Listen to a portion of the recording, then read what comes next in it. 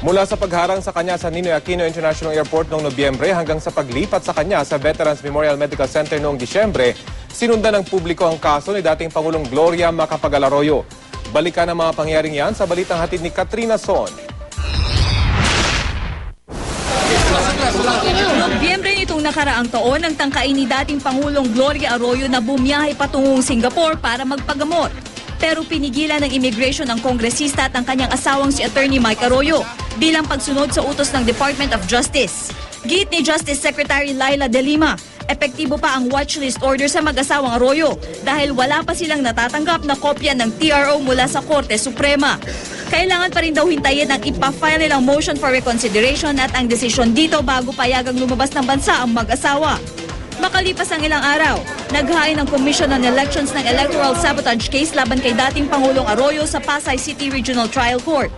Kaugnay ito sa naging papel ng dating Pangulo sa umano'y dayaan noong 2007 elections. Noong araw din yun, naglabas ng warrant of arrest si Pasay RTC Branch 112 Judge Jesus Mupas laban sa kongresista.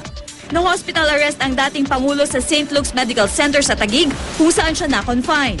Sa mismong hospital room isinagawa ang booking process sa dating Pangulo.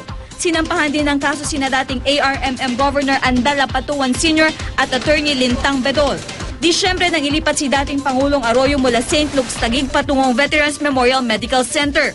Ilang oras na antala ang paglipat. Pinasasakay kasi siya sa helicopter pero mas gugustuhin pa raw niyang mag-taxi kesa sumakay sa helicopter sa gitna ng masamang panahon.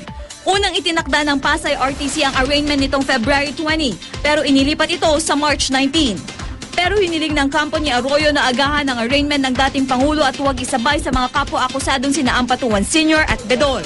Sa huli, nagpasya ang Pasay RTC na itakda ang arraignment ni Arroyo ngayong araw.